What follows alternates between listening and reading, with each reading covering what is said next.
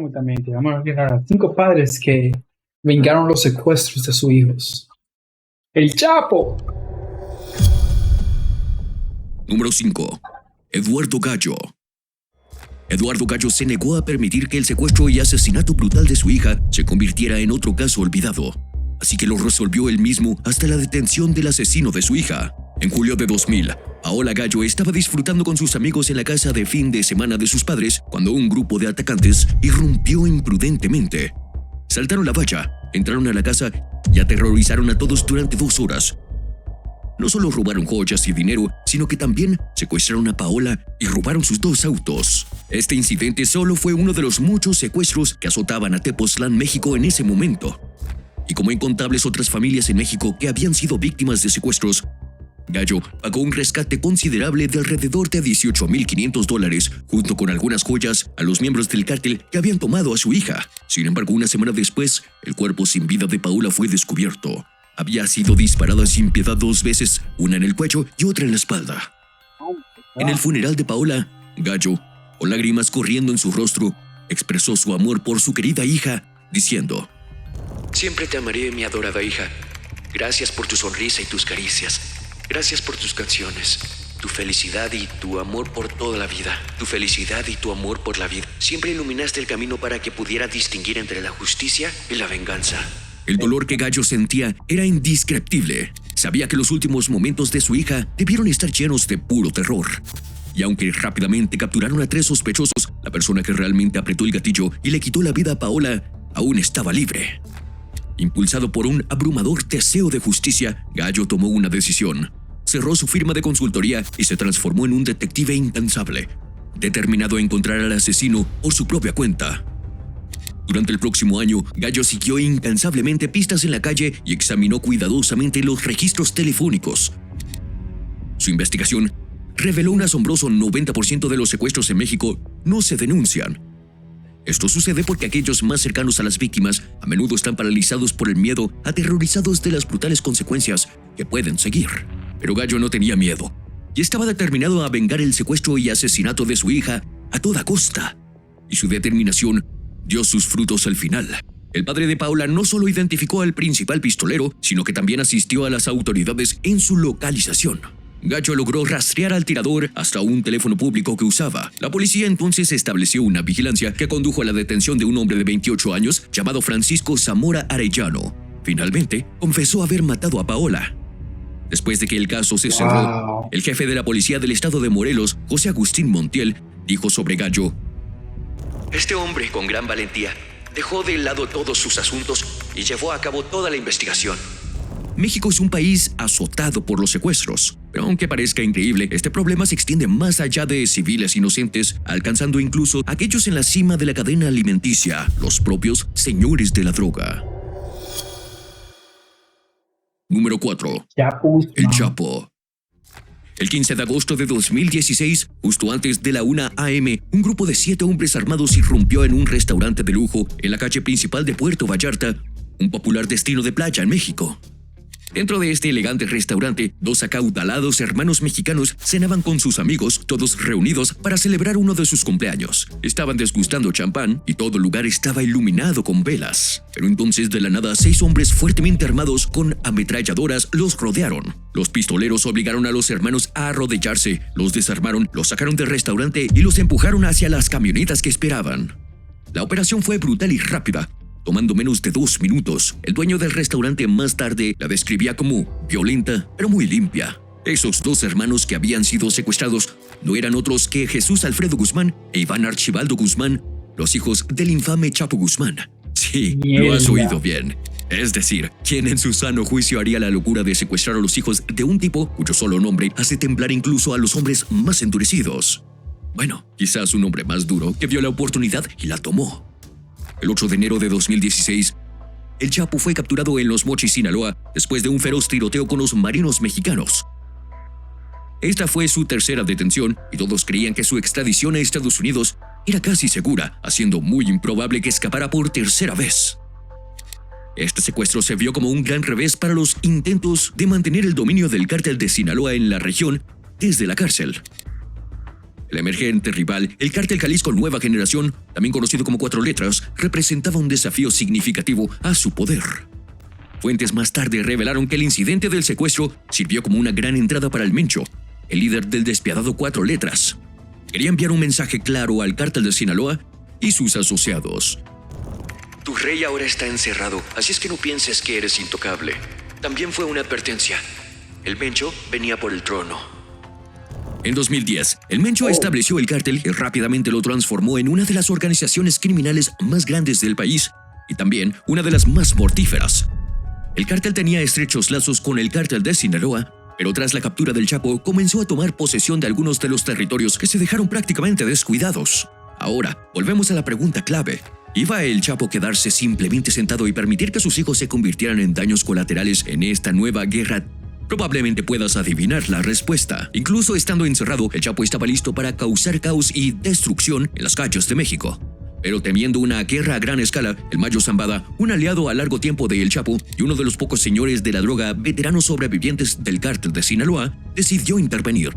Corre el rumor de que tomó el mando de las negociaciones que se prolongaron durante toda una semana. Según una fuente de la DEA, el líder del Cuatro Letras inicialmente había planeado secuestrar y matar a los hermanos. Sin embargo, en el último momento, las amenazas del Chapo y la incansable negociación de El Mayo lograron asegurar su liberación. ¿Y cuánto costó? Un rescate de $2 millones y una gran cantidad de drogas. Pero el Chapo no fue el único señor de la droga en nuestra lista de hoy que estaba dispuesto a llegar a extremos para vengar el secuestro de sus hijos. Número 3. Manuel Torres Félix. Manuel Fidel Torres Félix, también conocido como el M1, fue un notorio señor de la droga mexicano y un líder de alto rango del Cártel de Sinaloa. Cuando su hijo fue asesinado por miembros de la banda rival del cártel de Beltrán Leiva, Torres Félix perdió completamente la razón y emprendió una rampa de violencia. No perdonó a nadie. En la década de 1990, Torres Félix inicialmente se unió al Cártel de Sinaloa. Como el destino lo quiso, ascendió a las filas y eventualmente llegó a la cúspide del cártel después de que su hermano, Javier Torres Félix, fue arrestado en 2004. Bajo la guardia de Ismael Zambada García, luego comenzó a trabajar con Ovidio Guzmán López, hijo de Joaquín El Chapo Guzmán, el hombre más buscado de México en ese entonces, y supervisó envíos de tráfico de drogas provenientes de Sudamérica hacia México, bajo la guía de Ismael El Mayo Zambada. Durante su reinado, el M1 se vio envuelto en una feroz rivalidad con la organización Beltrán Leiva. Vale la pena mencionar que el Cártel de Sinaloa y la organización Beltrán Leiva alguna vez fueron aliados, operando en el mismo pequeño estado de Sinaloa. Sin embargo, en 2008, la organización Beltrán Leiva se separó de esta alianza impulsada por una fuerza poderosa: la codicia. Ambos cárteles querían supremacía total y no había otra manera que uno de ellos cayera. Esta rivalidad eventualmente llevó al momento más definitorio para el M1, causando que su mundo entero se derrumbara y lo empujara al borde de la locura. El 18 de abril de 2008, justo fuera del Ministerio de Salud en el distrito residencial de Montebello en Culiacán, un grupo de sicarios trabajando para el cártel de Beltrán Leiva emboscó a Torres Acosta, el hijo de 20 años del M1.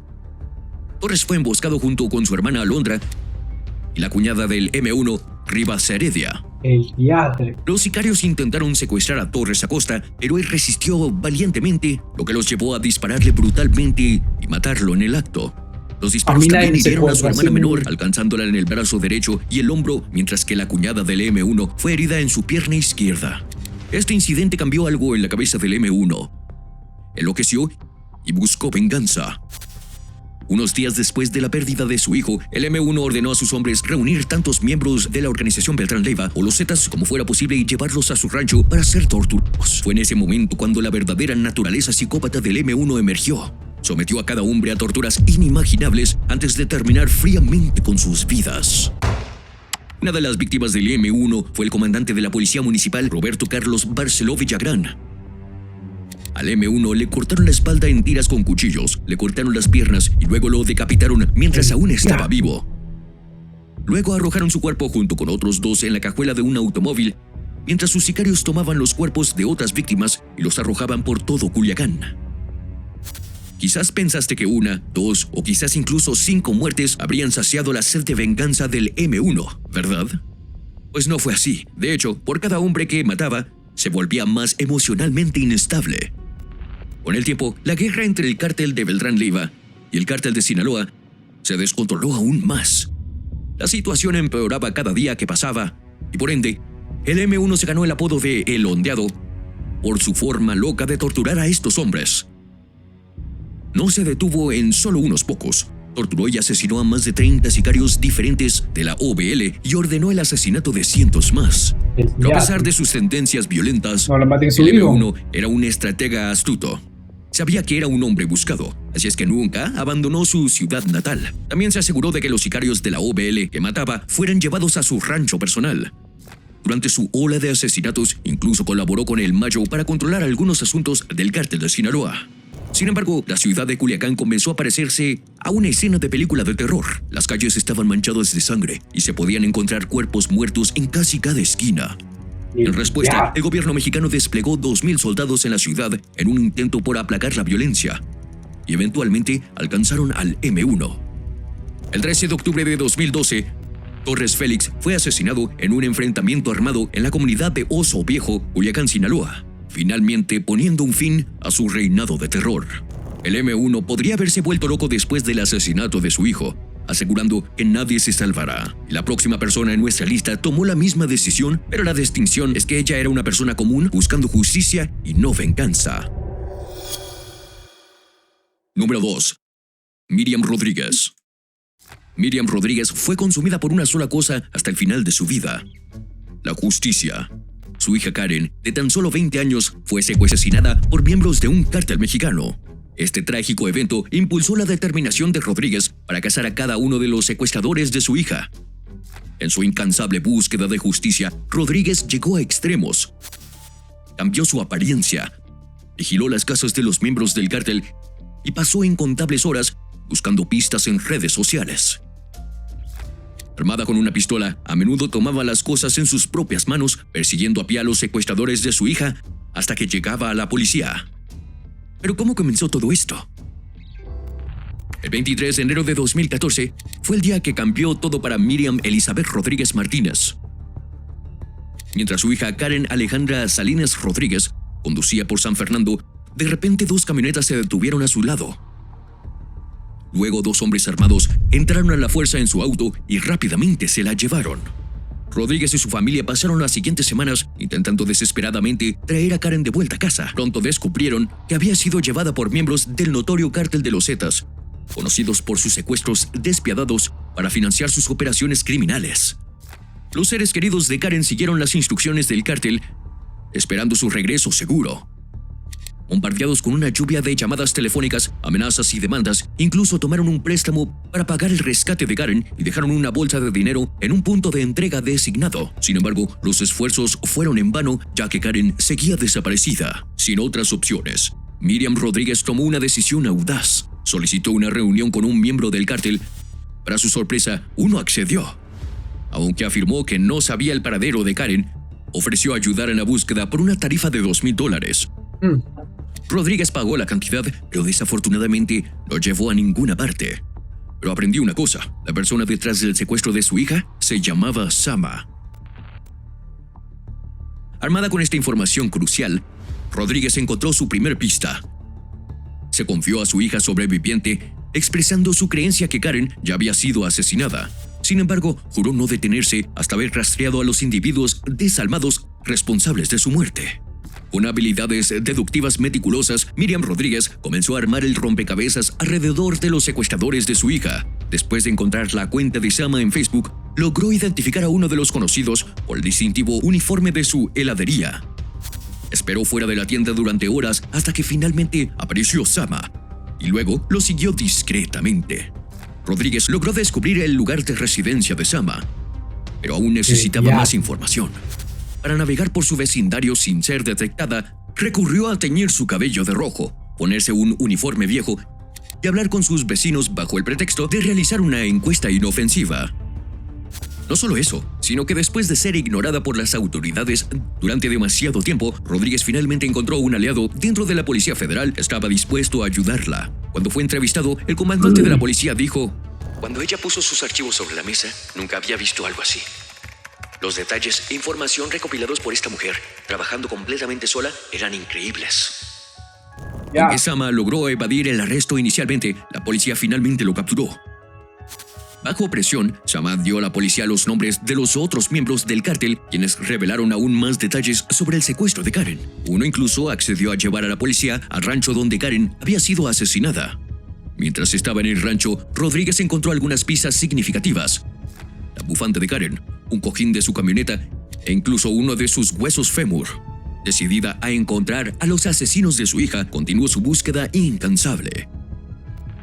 Miriam Rodríguez logró rastrear y llevar ante la justicia a un total de 10 miembros del cártel involucrados en el secuestro de su hija. A lo largo de su búsqueda de justicia, Rodríguez parecía entender los riesgos involucrados, sin embargo, avanzó sin miedo. Una vez dijo: no me importa si me matan. Morí el día que mataron a mi hija. Quiero terminar con esto. Voy a sacar a las personas que lastimaron a mi hija y pueden hacer lo que quieran conmigo. Sus palabras resultaron ser proféticas. En marzo de 2017, un grupo de 29 reclusos logró cavar un túnel y escapar de una prisión en Ciudad Victoria, donde habían sido encarcelados los secuestradores de Karen. Temiendo por su seguridad, Miriam Rodríguez contactó a las autoridades y solicitó protección policial. La policía local acordó proporcionar patrullas para garantizar su seguridad. Sin embargo, 2 meses después, el mismo día en que México celebraba el Día de las Madres, el peligro finalmente alcanzó a Rodríguez. Una mujer de 57 años estaba subiendo su puerta frontal con muletas, ya que recientemente había roto su pie persiguiendo a un sospechoso. Fue entonces cuando un Nissan blanco, conducido por los reclusos fugados, se detuvo frente a su casa. Sin previo aviso, le dispararon a Rodríguez múltiples veces sin piedad y rápidamente huyeron del lugar. Su esposo la descubrió tendida en su entrada, aferrándose a su bolso donde guardaba su pistola. El brutal ataque contra Miriam Rodríguez enfureció a personas en todo el estado e impulsó a las autoridades a intensificar sus esfuerzos para encontrar a sus asesinos. Mientras que el gobierno logró capturar a 2 de los culpables, uno fue asesinado en un enfrentamiento armado, muchos otros permanecieron prófugos. Trágicamente en México, la historia de Miriam Rodríguez no es única. Pero cuando su hija se convirtió en una de las innumerables personas inocentes secuestradas por los cárteles, Rodríguez entró en acción y aseguró que se hiciera justicia por su hija, incluso si tenía que pagar con su vida. Pasando al siguiente padre en nuestra lista, él también estaba decidido a vengar el secuestro de su hijo, y aunque su caso es diferente, ya que el niño no fue tomado por un cártel, creemos que merece una mención honorable. Número 1. Gary Plaché. El 16 de marzo de 1984, Gary Plaché esperaba ansiosamente en el aeropuerto. Su hijo Jody había sido secuestrado por un hombre llamado Jeff Ducey, pero ese día, Plaché estaba en el aeropuerto por una razón diferente: para disparar al secuestrador de su hijo justo frente a las cámaras. Antes de que todo sucediera, Gary Plaché había llevado una vida bastante ordinaria. Había servido en la Fuerza Aérea de Estados Unidos y luego trabajó como vendedor de equipos. Incluso fue camarógrafo para una estación de noticias local. Solo un tipo promedio tratando de ganarse la vida. Pero entonces todo tomó un giro dramático. El 19 de febrero de 1984, algo inimaginable le sucedió a Jody Plaché, el inocente hijo de Gary. Su instructor de karate, Jeff Ducey, se ofreció a llevarlo a dar un paseo rápido. La mamá de Jody, June, no lo pensó 2 veces. Después de todo, Ducey era un miembro confiable de su comunidad y había estado enseñando karate a sus hijos por un tiempo ya. June no sabía que Ducey tenía sucias intenciones. En lugar de un corto paseo, llevó a Jody en autobús hasta la costa oeste. En el camino, Ducey decidió cambiar sus apariencias. Se afeitó la barba y teñió el cabello rubio de Jody de negro, esperando engañar a cualquiera que los buscara. Terminaron en un motel deteriorado cerca de Disneyland en Anaheim, California, pero esta no fue una de las vacaciones llenas de diversión. Dentro de la habitación del motel, Ducey cometió un acto atroz. Asaltó a Jody, quien era su propio alumno. El pobre de Jody debió haber estado aterrorizado, pero a pesar de esto, Jody reunió el coraje para preguntarle a Ducey si podía llamar a sus padres. Sorprendentemente, Ducey lo permitió. Los padres de Jody no perdieron el tiempo e inmediatamente alertaron a la policía. Rastrearon la llamada y lograron detener a Ducey. Mientras tanto, Jody fue puesto en un vuelo de regreso a casa a salvo de su captor. A pesar de encontrar a su hijo, Plaché no pudo deshacerse de la rabia que sentía. Pasó los siguientes días encerrado en un bar local llamado The Cotton Club, preguntando ansiosamente a cualquiera que pudiera encontrar cuándo Ducey sería llevado de regreso a Baton Rouge para ser juzgado. Un ex colega de WBRZ estaba ahí e informó a Plaché que Ducey sería volado a las 9:08 am. Plaché no perdió tiempo y se dirigió directamente al aeropuerto de Baton Rouge. Disfrazado con una gorra de béisbol y gafas de sol, entró a la sala de llegadas, ocultando su rostro. Increíble. Notó que el equipo de noticiero preparaba sus cámaras para capturar el momento en que Jeff Ducey sería escoltado fuera del avión por un convoy de policías. Tras pasaban, Plaché sacó rápidamente un arma escondida en su bata y disparó un tiro fatal a la cabeza de Ducey. El equipo de noticias logró capturar el escalofriante momento en cámara. Ahora ha recibido más de 20 millones de vistas en YouTube. En el video vemos a Ducey colapsar repentinamente mientras Barney, un oficial de policía, rápidamente taclea a Plaché contra la pared. En medio del caos, Barnett, quien resultó ser amigo de Plaché, exigió una explicación por sus acciones. Entre lágrimas, Plaché respondió: Si alguien hiciera esto a tu hijo, harías lo mismo. Amén. Plaché fue acusado de asesinato en segundo grado, pero finalmente llegó a un acuerdo de culpabilidad y se declaró sin disputa por homicidio involuntario. Como resultado, el tribunal le impuso una sentencia suspendida de 7 años, junto con 5 años de libertad condicional y 300 horas de servicio comunitario. Incluso antes de completar su sentencia, Plaché logró volver a una vida relativamente normal, manteniéndose bajo el radar. En 2014, Plaché falleció en sus 60s y le sobrevive su hijo Jody.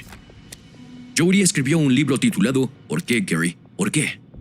Y recuerda a su padre cariñosamente como alguien que encontraba belleza en todo, un amigo leal que siempre traía risas y un héroe para muchos. Yo no me imagino que el libro está diciendo que le tiene odio a su papá por eso. ¿Cómo que por qué? ¿Por qué, Gary? ¿Por qué? Es un tremendo padre. Pasen buena, mi gente.